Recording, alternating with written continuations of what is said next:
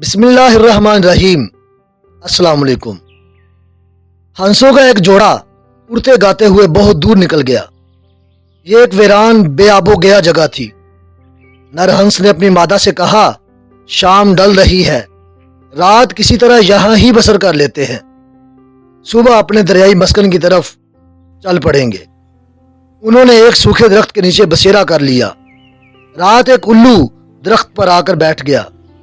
उसने इंतहाई भयानक आवाज में रोना चिल्लाना शुरू कर दिया। मादा हंस ने अपने शौहर से कहा, इस हालत में तो रात गुजारनी बड़ी मुश्किल है।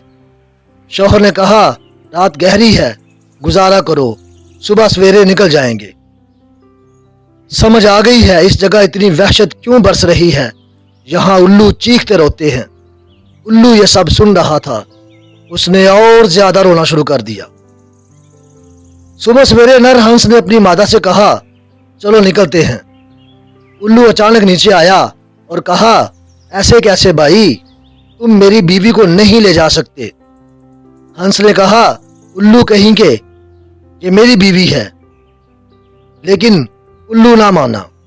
शोर मचाया और वीराने की सारी मखलूक जमा हो गई। मुकदमा गिद्ध जजों के सामने पेश हुआ।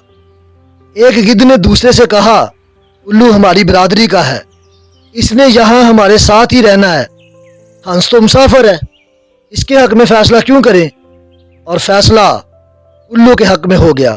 गिद्ध अदालत ने कहा, मादा हंस उल्लू की बीवी है और नर हंस को मुल्क बदर किया जाता है। नर हंस रोते हुए रवाना हो गया। पीछे से उल्लू ने आवाज लगाई, अपनी बीवी को लेकर नहीं जाओगे। हंस ने मायूसी से कहा, फैसला तुम्हारे हक में हो गया है। उल्लू ने हंस कर कहा, मैंने इस हंस का क्या करना है, ये तो बस तुम रात को कह रहे थे। चूंकि यहाँ उल्लू रोते हैं तो इसलिए यह इलाका गैर आबाद व वहशत ज़दा है।